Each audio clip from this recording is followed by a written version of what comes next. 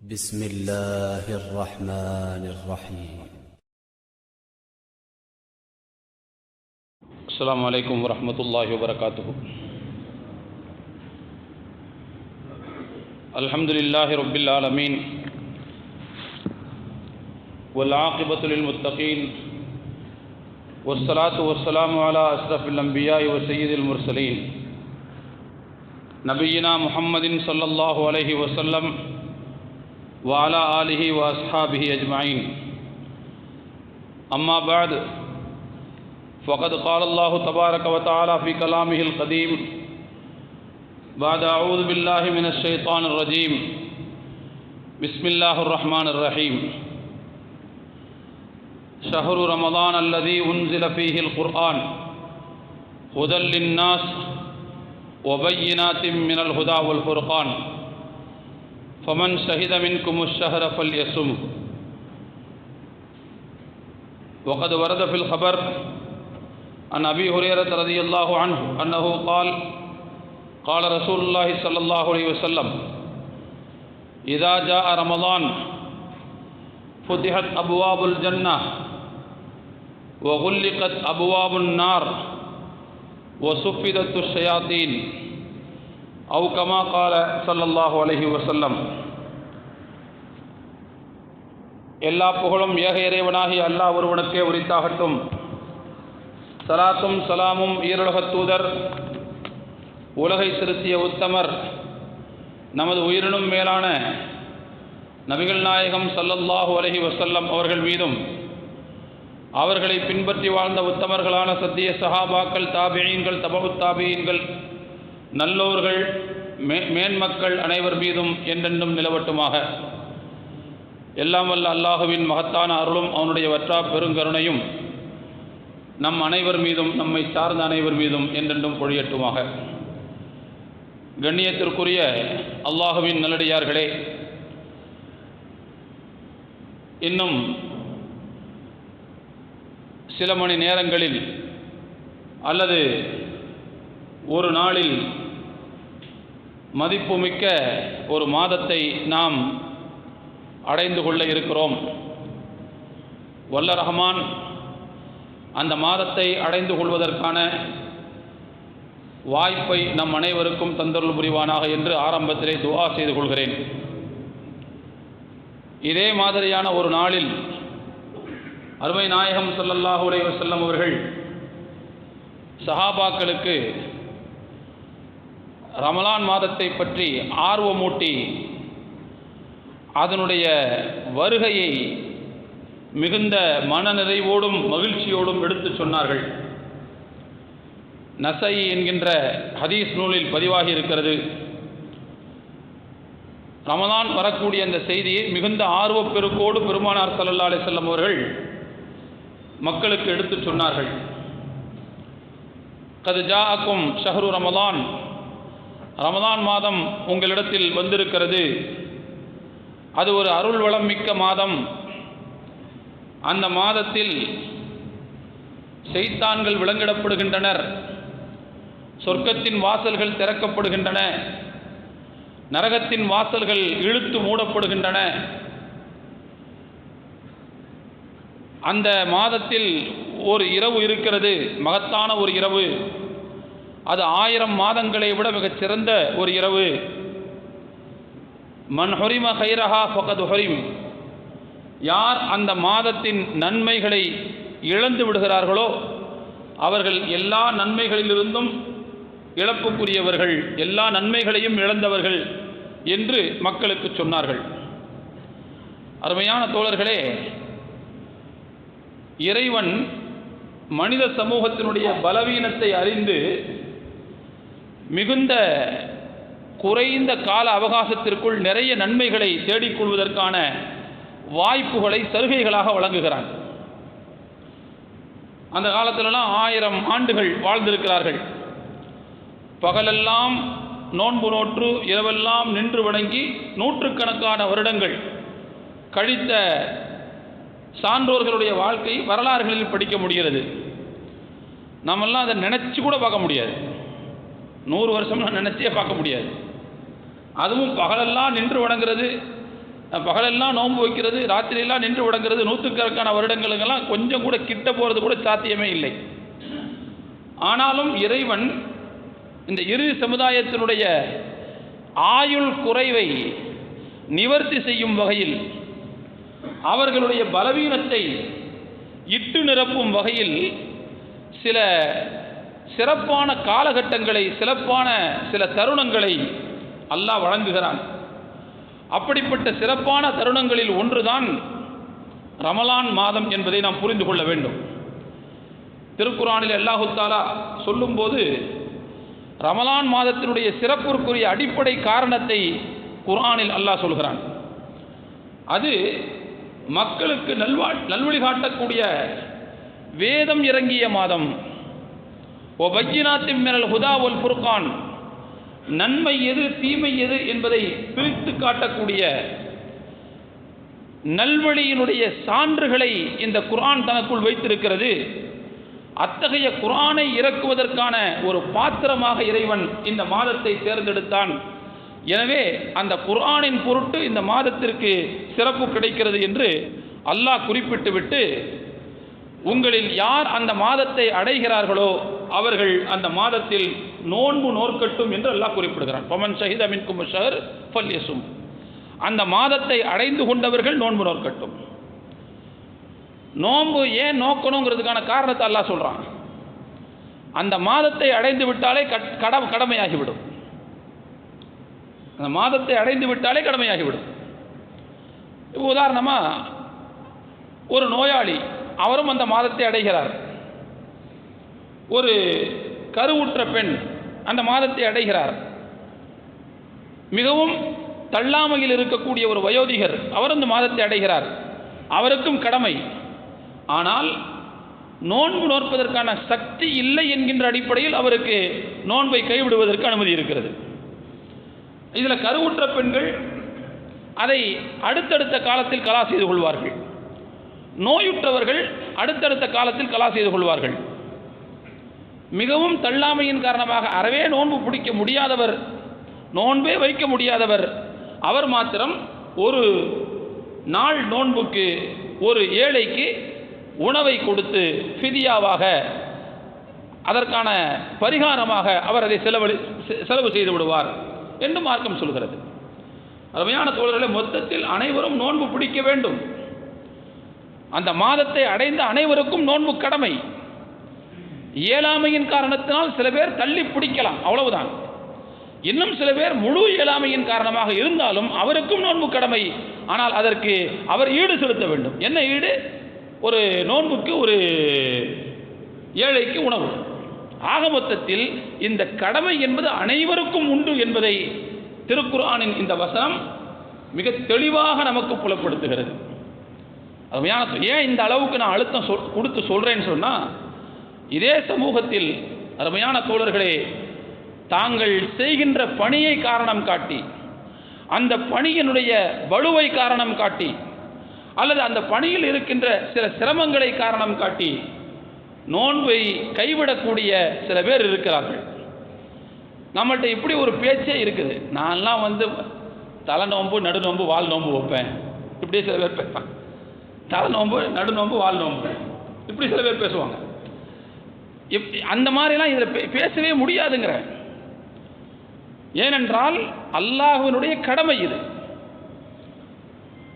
அப்போ எனவே அருமையான தோழர்களே, அந்த மாதத்தை அடைவதே அந்த நோன்பினுடைய கடமைக்கு காரணமாக ஆகிவிடுகிறது. எனவே யாரும் அந்த நோன்பு கடமையிலிருந்து விலக்கு பெற முடியாது. சில பேருக்கு இயலாமையின் அடிப்படையில் விலக்கு அளிக்கப்படுகிறது. ஆனால் பிறகு அந்த இயலாமை தீர்ந்ததற்கு பிறகு நோற்றுவிட வேண்டும். சில பேருடைய இயலாமைக்காக அவர்களுக்கு விலக்கு அளிக்கப்பட்டாலும் அதற்கு ஈடாக அவர்கள் ஏழைகளுக்கு உணவளித்து அதை நிவர்த்தி செய்துவிட வேண்டும் என்று சொல்லப்பட்டிருக்கிறது. அருமையான தோழர்களே, அந்த அளவுக்கு மிக முக்கியமான கடமை என்பதை நான் ஆரம்பத்திலே உங்களுக்கு நினைவுபடுத்திக் கொள்ள ஆசைப்படுகிறேன். அருமையான தோழர்களே, ரமலான் மாதம் என்பது ஒரு மனிதனுடைய வாழ்க்கையில் மிகப்பெரிய கிடைப்பதற்கரிய ஒரு வாய்ப்பு என்பதை நாம் மறந்துவிடக்கூடாது. ஆண்டுதோறும் நாம் கேள்விப்படக்கூடிய விஷயங்களாக இருந்தாலும் அதை திரும்ப திரும்ப சொல்லி நம்மை நாமே உற்சாகப்படுத்திக் கொள்ள வேண்டிய தேவை இருக்கிறது. இந்த மாதம் கிடைக்க வேண்டும் என்பதற்காக தவம் இருந்தவர்களுடைய வரலாறுகளை எல்லாம் பார்க்கிறோம். சஹாபாக்களுடைய பழக்க வழக்கம் என்ன என்பதை தாபீகள் சொல்கிறார்கள். சஹாபாக்கள்ல அவங்க எப்படி இருப்பாங்கன்னு சொன்னா, ரமலான் மாதம் வராதா என்று 6 மாதமாக காத்து கிடப்பார்களாம். 6 மாதங்களாக காத்து கிடப்பார்கள். ரமலான் வந்ததற்கு பிறகு அல்லாஹ்விடத்தில் இந்த ரமலான் ஒப்புக்கொள்ளப்பட வேண்டும், நம்முடைய அமல்கள் ஒப்புக்கொள்ளப்பட வேண்டும் என்பதற்காக அடுத்த 6 மாத அவகாசத்தில் அந்த இயக்கத்திலேயே இருப்பார்கள். நம்முடைய ரமலான் ஒப்புக்கொள்ளப்பட வேண்டும் என்கின்ற இயக்கத்தில் இருப்பார்களாம். அப்போ கிட்டத்தட்ட வர வேண்டும் என்கின்ற ஆர்வம் ஒரு 6 மாதம் என்றால், வந்தது ஒப்புக்கொள்ளப்பட வேண்டும் என்கின்ற சிந்தனை, அந்த ஏக்கம், அது இன்னொரு ஆர்வம். அப்போ வருஷம் ஃபுல்லாக அவங்க ரமலானின் சிந்தனையில் இருந்திருக்கிறார்கள் என்பது இந்த செய்தியின் மூலமாக நமக்கு தெரிய வருகிறது. உண்மையான தோழர்களே, இந்த வாய்ப்பை அல்லாஹ் நாடக்கூடியவர்களுக்கு தான் அல்லாஹ் தருவான், மற்றவர்களுக்கு அல்லாஹ் தருவதில்லை. கடந்த ஆண்டு இதே இடத்தில் வைத்து இந்த ஹதீஸை உங்களிடத்தில் சொன்ன ஞாபகம் எனக்கு இருக்கிறது. பலி என்கின்ற குடும்பத்தை சார்ந்த 2 பேர் பெருமானார் ஸல்லல்லாஹு அலைஹி வஸல்லம் அவர்களிடத்தில் வந்தார்கள். வந்தவர்கள் அவங்க ஒரு செய்தியை ரசூலுல்லாஹ் கிட்ட கேட்குறாங்க. என்ன அப்படின்னு சொன்னா, அந்த குடும்பத்தை சார்ந்த ஒருவர் அல்லாஹ்வின் பாதையில் அறப்போராளி, ஜிஹாதுக்காக வேண்டி வெளியிலே சென்று விடுவார். அந்த அறப்போராட்டத்தில் அவர் கலந்து கொண்டு உயிரை நீத்து விட்டார், உயிர் தியாகியாக மாறிவிட்டார். அவருடைய சகோதரர் சரியாக இந்த மனிதர் போர்க்களத்தில் ஜிஹாதில் உயிர் நீத்ததற்கு பிறகு 1 ஆண்டு காலம் வரைக்கும் வாழ்ந்தார். அதற்கு பிறகு அவர் இயற்கையாக மரணம் எய்தினார். இந்த 2 பேரையும் ஒரு சஹாபி கனவில் காணுகிறார். இந்த ஹதீஸ் முஸ்னத் அஹ்மத், இப்னு மாஜா போன்ற நூல்களில் பதிவு செய்யப்பட்டிருக்கிறது. இந்த 2 பேரையும் ஒரு சஹாபி கனவு காணுகிறார். அந்த கனவில் அவர் கண்ட காட்சி என்ன என்றால், கனவு காண்பவர் அவருக்கு முன்பு அந்த பலி என்கின்ற குடும்பத்தை சார்ந்த 2 நபர்கள் சொர்க்கத்தின் வாசலில் இருக்கிறார்கள். முதலில் சொர்க்கத்தின் கதவு திறக்கப்படுகிறது. நீங்கள் உள்ளே வாருங்கள் என்று 1 வருடத்திற்கு பிறகு இயற்கை மரணம் எய்தினாரே அவரிடத்தில் சொல்லப்படுகிறது, நீங்க உள்ள வாங்க அப்படின்னு. அவர் உள்ளே செல்கிறார். பிறகு கொஞ்ச நேரம் கழித்து மறுபடியும் சொர்க்கவாசல் திறக்கப்பட்டு, இப்பொழுது நீங்கள் உள்ளே வரலாம் என்று சொல்லி அந்த ஷஹீத் உயிர் தியாகிக்கு அனுமதி கொடுக்கப்படுகிறது. அவர் உள்ளே போகிறார். அதற்கு பிறகு சற்று நேரம் கழித்து மறுபடியும் சொர்க்கவாசல் திறக்கப்பட்டு, கனவு கண்டுட்டு இருக்காரு பாருங்க. அவர் தான், நானும் அவரும் நிற்கிறதா தானே கனவு கண்டாரு. அவர்கிட்ட சொல்றாங்க, நீங்கள் உள்ளே நுழைவதற்கான நேரம் இன்னும் வரவில்லை, நீங்கள் திரும்பி போகலாம் அப்படின்னு சொல்லிடுறாங்க. இந்த கனவை ரசூலுல்லாஹ் அவங்க சொல்றாங்க. அந்த சஹாபி சொல்றாரு, யார் ரசூலுல்லாஹ், இந்த இடத்துல எனக்கு முழிப்பு வந்துருச்சு, நான் கனவு கலந்து போச்சு, நான் முழிச்சிட்டேன் அப்படின்னு சொல்லி அவர் சொல்றார். ரசூலுல்லாஹ் அந்த கனவை சொல்றதுக்கு முன்னாடி மற்ற சஹாபாக்கள்கிட்ட அவர் இதை பகிர்ந்து கொள்கிறார். இந்த கனவை பகிர்ந்து கொண்டால் சஹாபாக்களுக்கு மத்தியில் மிகப்பெரிய ஆச்சரியம், வியப்பு. நமக்கே இந்த வியப்பு வருதா இல்லையா? எந்த இடத்துல வியப்பு வருது? இந்த கனவுல எந்த இடத்துல நமக்கு வியப்பு வருது? ஷஹீத் இல்லையா முதலாவது உள்ள போயிருக்கணும். மிகப்பெரிய அரசியல் எது என்று கேட்டால் அல்லாஹ்வின் பாதையில் உயிர் நீத்ததைத்தானே ரசூலுல்லாஹ் சொல்லியிருக்கிறாங்க. அப்ப அவர் தானே உள்ள போயிருக்கணும். அவருக்கு 2வதாக அனுமதி கொடுத்து இயற்கை மரணம் எய்திய ஒருவருக்கு முதலாவது வாய்ப்பு வழங்கப்படுகிறது. இது எப்படி சாத்தியம் என்று சஹாபாக்கள் பேசிக் கொள்கிறார்கள். ரசூலுல்லாஹ் காதுக்கு இந்த செய்தி வருது. இந்த மாதிரி ஒருவர் இப்படி கனவு கண்டார், கண்ட கனவில் இன்னும் நடந்துச்சு, எங்களுக்கு ரொம்ப ஆச்சரியமாக இருக்குது. ரசூலுல்லாஹ்வுடைய காதுக்கு செய்தி வந்துச்சு. சஹாபாக்களிடத்தில் பெருமானார் ஸல்லல்லாஹு அலைஹி அவர்கள் பேசினார்கள், தோழர்களே, நீங்கள் இங்கு எந்த இடத்தில் ஆச்சரியப்படுகிறீர்கள் என்று கேட்டார்கள். எங்கு நீங்கள் ஆச்சரியப்படுகிறீர்கள்? யா ரசூலுல்லாஹ், ஷஹீது அவர் 2வது உள்ள போறாரு, சாதாரணமாக இறந்து போனவர் முதல்ல உள்ள போறாரே, எங்களுக்கு இது இதில் ஆச்சரியப்படுறதுக்கு என்ன இருக்குன்ற சொல்ல கேட்டாங்க. நீங்கள் தானே யாரை சொல்ல சொன்னீங்க, அஃதலுல் அமாலி அல் ஜிஹாது ஃபீ சபீலில்லாஹ், மிகச்சிறந்த நல்லறம் எது என்றால் அல்லாஹ்வின் பாதையில் உயிர் நீத்து. நீங்கள் தானே சொன்னீங்க, இப்போ அவர் தானே உள்ளே போயிருக்கணும். நபி ஸல்லல்லாஹு அலைஹி வஸல்லம் அவர்கள் சஹாபாக்களை பார்த்து கேட்டாங்க, முதலாவது உள்ளே சென்றவர் அந்த ஜிஹாதில் உயிர் நீத்தவரை விட ஒரு வருடம் வாழ்ந்தாரா இல்லையா என்று கேட்டார்.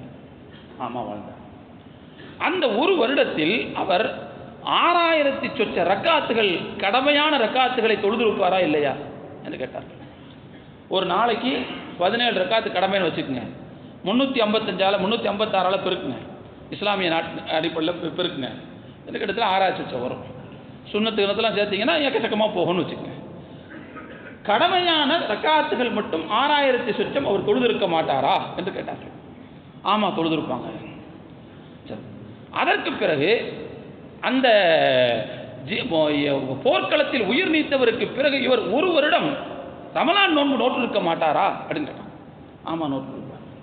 அப்படின்னா இவருக்கும் அவருக்கும் இடையிலான அந்தஸ்து, நன்மைகளின் தூரம் என்பது வானத்திற்கும் பூமிக்கும் இடையில் பட்டது இருக்கும் என்று சொன்னார். அதுக்காக ஜிஹாதுங்கிற அமல் குறைவானதுன்னு நம்ம எடுத்துக்கூடாது. அதுக்கு மிகப்பெரிய அமல், அதுக்கு மிகப்பெரிய அந்தஸ்து இருக்குது, அதில் எந்த சந்தேகம் இல்லை.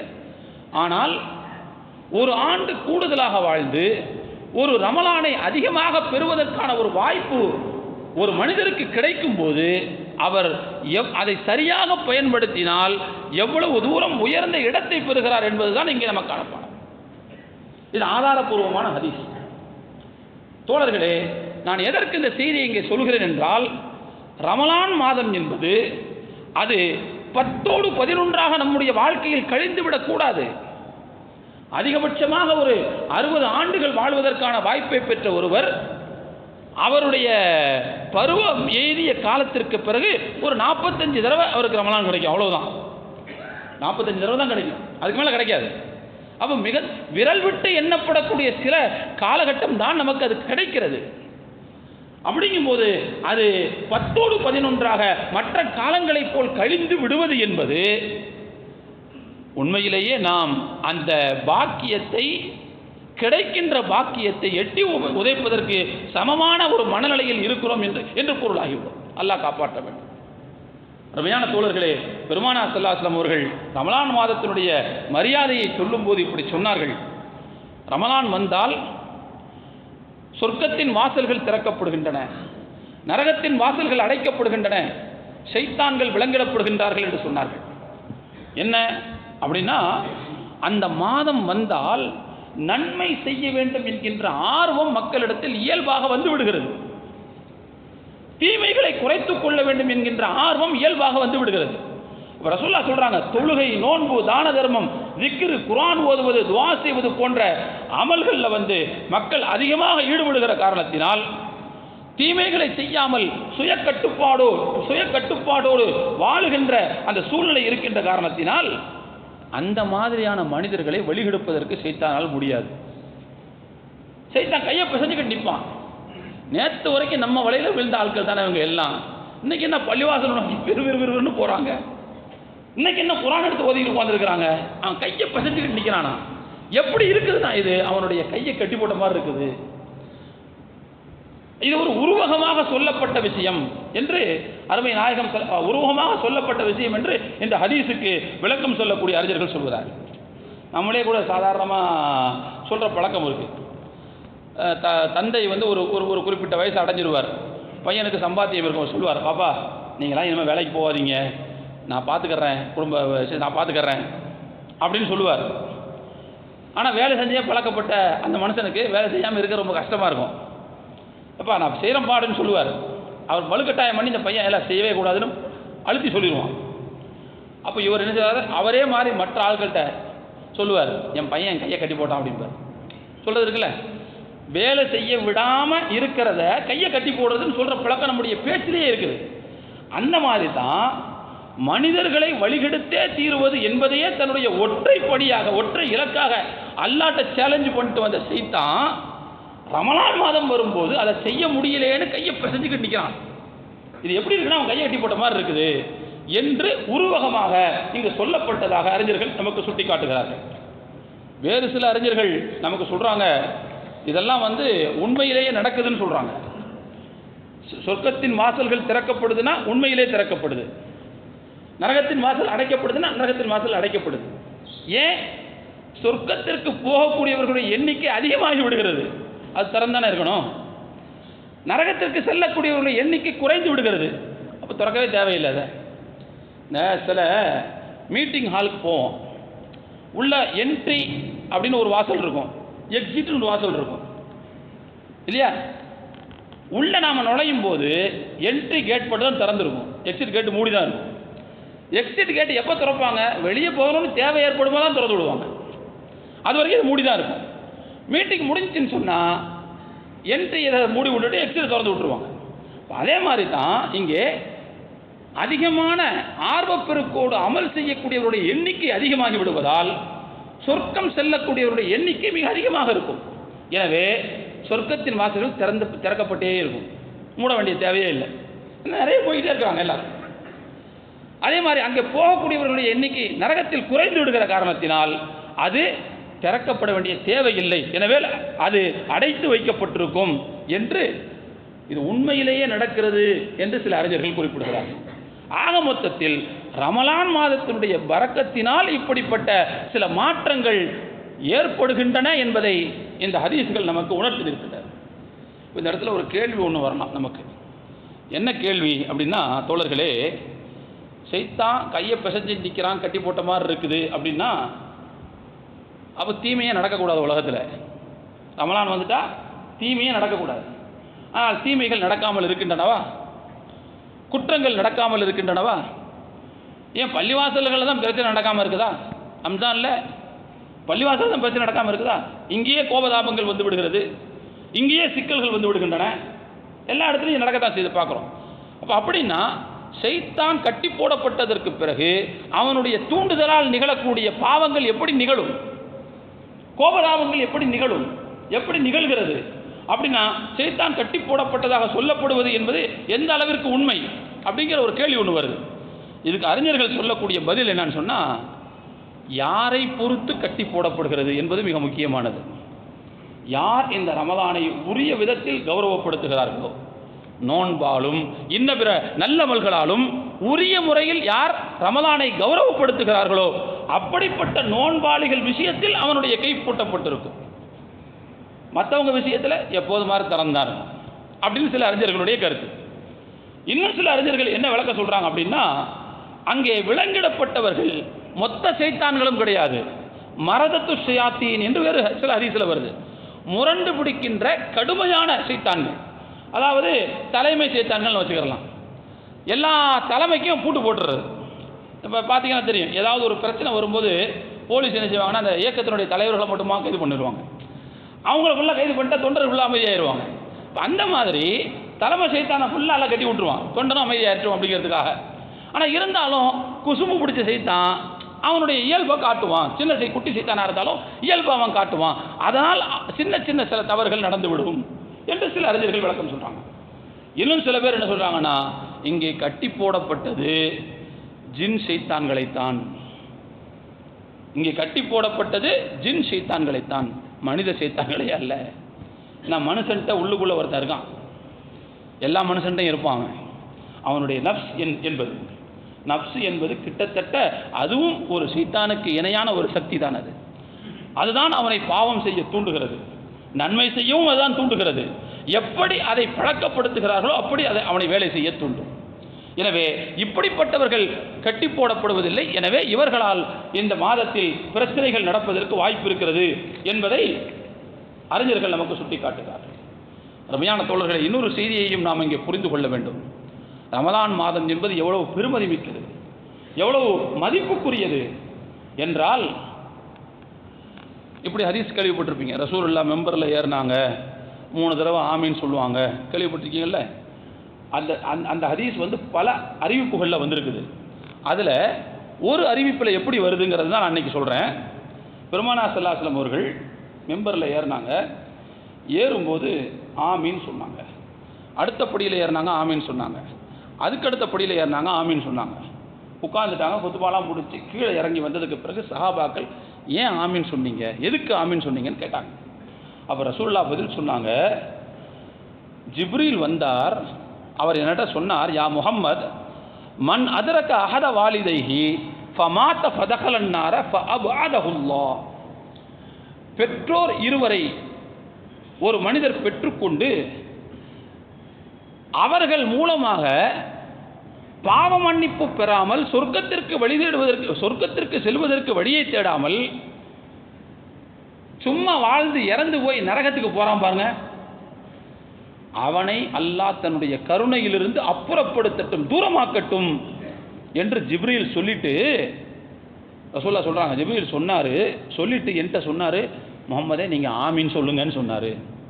இது புது புது புது ஹதீஸா தெரியுது எனக்கு. ஆமீன் சொல்லுங்கன்னு சொன்னாரு, நான் ஆமீன் சொன்னேன். அதே மாதிரி அடுத்து இரண்டாவது, ரமலான் மாதத்தை யார் பெற்றுக்கொண்டு உரிய விதத்தில் அதை கௌரவப்படுத்தாமல் பாவங்கள் மன்னிக்கப்படாமலேயே ரமலானை விட்டு வெளியேறி விடுகிறாரோ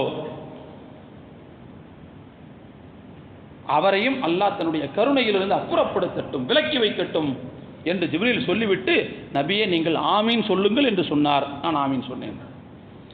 மூணாவது அதே மாதிரி, நபியே நீங்கள் உங்களுடைய பெயர் ஒரு சமூகத்தாரிடத்தில் சொல்லப்பட்ட நேரத்தில் உங்கள் மீது அவர்கள் ஸலவாத் சொல்லவில்லை என்றால் அவர்களையும் அல்லாஹ் தன் அருளிலிருந்து அப்புறப்படுத்தட்டும் என்று ஜிப்ரீல் அலைஹிஸ்ஸலாம் அவர்கள் துஆ செஞ்சாங்க. சொன்னாங்க என்கிட்ட, நீங்கள் ஆமீன் சொல்லுங்கன்னு. நான் ஆமீன் சொன்னேன். தோழர்களே, இந்த ஹதீஸில் நமக்கு மிக முக்கியமான செய்தி, மற்ற ரெண்டு விஷயத்தை விட்டுருங்க, ரமலானுக்கு வருவோம். ரமலானை பெற்றுக்கொண்டு பாவங்கள் மன்னிக்கப்படக்கூடிய அளவுக்கு யார் அதை கௌரவப்படுத்தவில்லையோ அப்படின்னா என்ன அர்த்தம்? மற்ற நாளை போல இந்த நாளும் ஒன்று தான் அப்படின்னு நினைச்சவங்கன்னு அர்த்தம். எப்படி மற்ற நாட்களில் நாம் இருக்கிறோமோ அதே போல தான் இப்போதும் இருந்து கொள்ள வேண்டும் என்ற நிலையில் யார் இருக்கிறார்களோ அவர்களுக்காக சொல்லப்பட்டது. எப்போதும் போல அவர்களுக்கு சோம்பல் என்பது இருக்கும், ஒரு தனி முனைப்பு வராது, தனி முயற்சி வராது, அதற்கென்று தனியான ஒரு ஆர்வ பெருக்கு வராது, எப்போதும் போல நடந்து கொள்வார்கள்.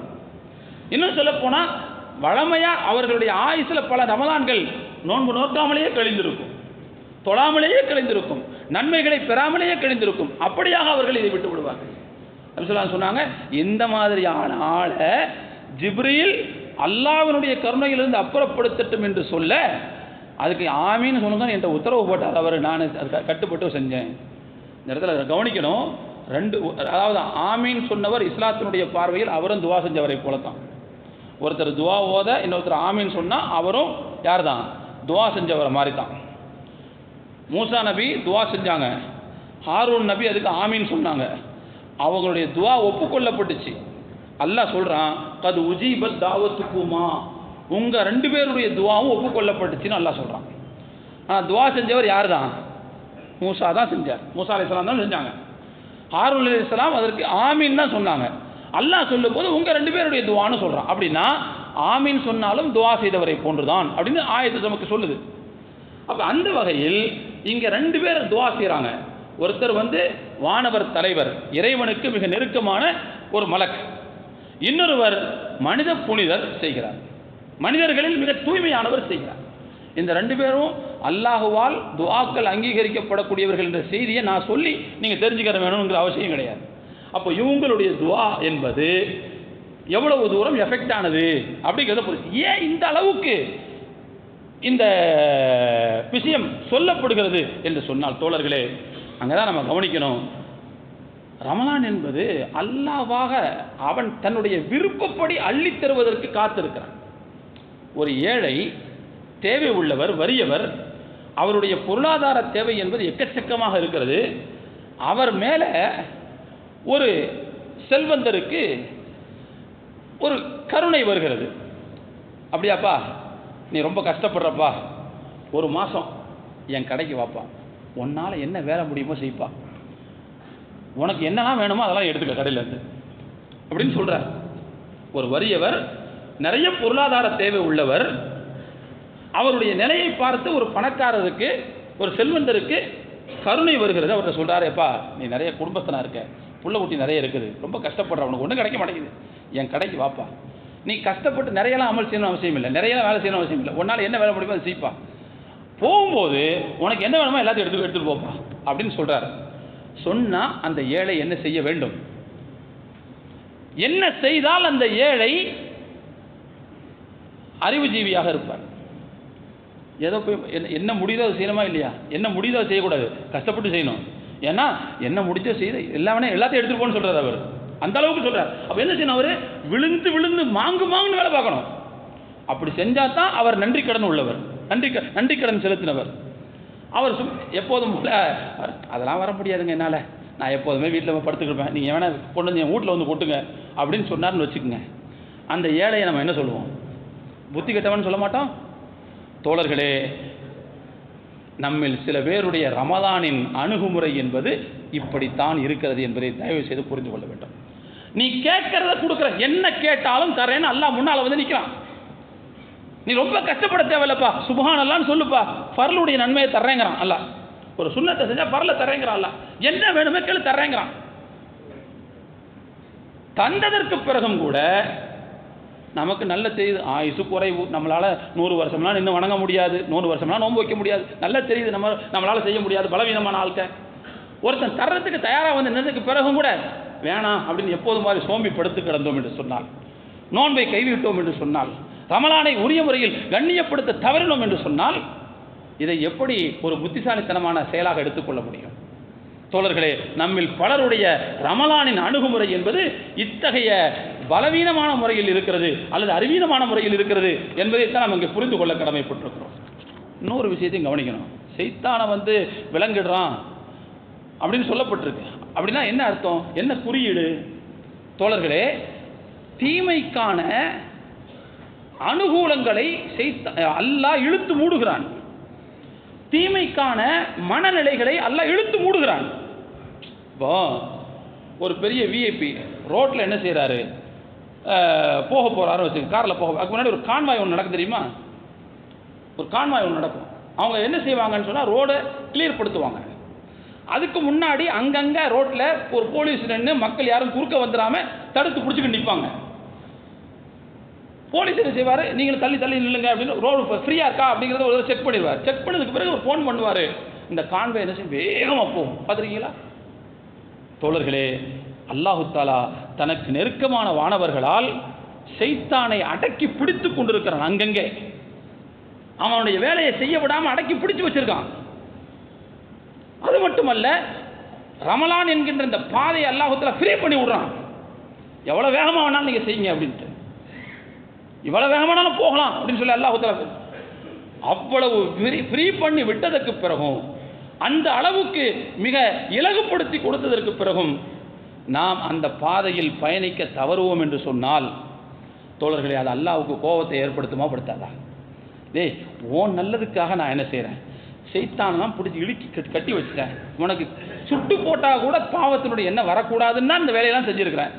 அதுக்கு பிறகும் கூட நீ எப்போதும் போல பாவத்தினுடைய சிந்தனையோடு இருந்தால், அல்லாஹ்வுக்கு எனக்கு கட்டுப்பட வேண்டும் என்கின்ற சிந்தனைக்கு வர மறுத்தால், உன்னை நான் என்ன செய்கிறது என்று அல்லாஹு தஆலா கோபப்படுகிறான். அதனால தான் ரசூலுல்லாஹ் என்ன செய்கிறாங்கன்னு சொன்னால், ஜிப்ரீல் அலைஹிஸ்ஸலாம் என்ன சொல்கிறாங்கன்னா, ரமலானை அடைந்து பாவங்கள் மன்னிக்கப்படக்கூடிய அளவுக்கு அதை பயன்படுத்தாதவரை அல்லாஹ் தன்னுடைய கருணையிலிருந்து விலக்கட்டும், அப்புறப்படுத்தட்டும்.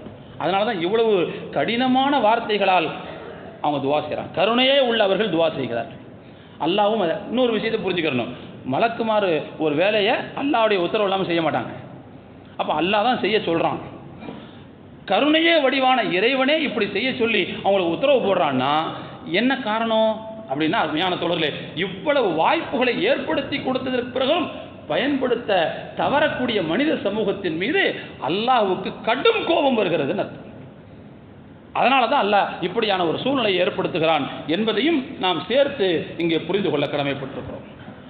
அருமையான தோழர்களே, ரமதான் மாதம் வர இருக்கிறது. அல்லாஹ்வுடைய கிருபையால் அதை நாம் அனைவரும் பயன்படுத்தி கொள்ள வேண்டும். ஒரே ஒரு செய்தியை மட்டும் சொல்லி முடிச்சுக்கிறேன்.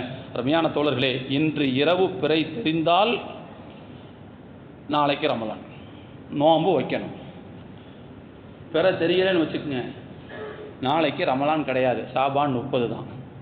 ரமலான் ஒன்றா இருந்துட்டா என்ன பண்ணுறது அப்படின்னு நீங்கள் சந்தேகப்படலாம் வேண்டிய அவசியம்லாம் கிடையாது. சில பேர் நாங்கள் ரொம்ப பாப்பந்தியான ஆட்க, பேணுதலான ஆட்க, என்ன செய்யறது, ரமலானாக இருந்துட்டா என்ன பண்ணுறது அப்படின்ட்டு அந்த நாள் நோன்பு வைப்பாங்க. அருமையான தோழர்களே, சஹாபாக்கள் அம்மார் இப்னு யாசிர் ரலியல்லாஹு அன்ஹு சொல்கிறார்கள், யார் சந்தேகத்திற்குரிய நாளில் நோன்பு வைக்கிறாரோ ஃபக்கத் அஸா அபுல் காசிம் ஸல்லல்லாஹு அலைஹி வஸல்லம். யார் சந்தேகத்திற்குரிய நாளில் அவரே சந்தேகப்பட்டுட்டு ரமலானா இருக்குமோ, அப்படி இருந்தால் என்ன பண்ணுறது அப்படின்னு நோன்பு வச்சாருன்னு சொன்னால் அவர் அபுல் காசிம் ஸல்லல்லாஹு அலைஹி வஸல்லம் அவர்களுக்கு மாறு செய்தவர் என்று சொல்லுவார். மாறு செஞ்சவர். ஷாபான் 30 அம்மார் பின் யாசிர் ரலியல்லாஹு சில பேருக்கு விருந்து கொடுத்தாங்க, இறைச்சி விருந்து கொடுத்தாங்க. எல்லாரும் சாப்பிட வர சொன்னாங்க. சாப்பிட வந்தாங்க. சில பேர் சாப்பிடாம போய் ஒதுங்கி உட்காந்துருந்தாங்க. கேட்டால் நோன்பு வச்சுருந்தோன்னாங்க. என்ன நோன்பு? ரமலானா இருந்துட்டு என்ன பண்ணுறது? அப்போ தான் அவங்க இந்த வார்த்தையை சொன்னாங்க. யார் இந்த சக்குடைய நாளில் சந்தேகத்திற்குரிய இந்த நாளில் இருக்குமோ அப்படின்னு நடத்திக்கிட்டு வைக்கிறாங்களோ அவர்கள் கண்டிப்பாக முஹம்மது ஸல்லல்லாஹு அலைஹி வஸல்லம் அவர்களுக்கு மாறு செய்தவர்கள். ஒரு சஹாபி இந்த வார்த்தையை பயன்படுத்தினா அவர் சுய விருப்பப்படி சொல்ல மாட்டார். அவர் ரசூலுல்லாஹ்ட்ட நடந்த அந்த விஷயத்தை தெரிஞ்சு தான் சொல்லுவார்.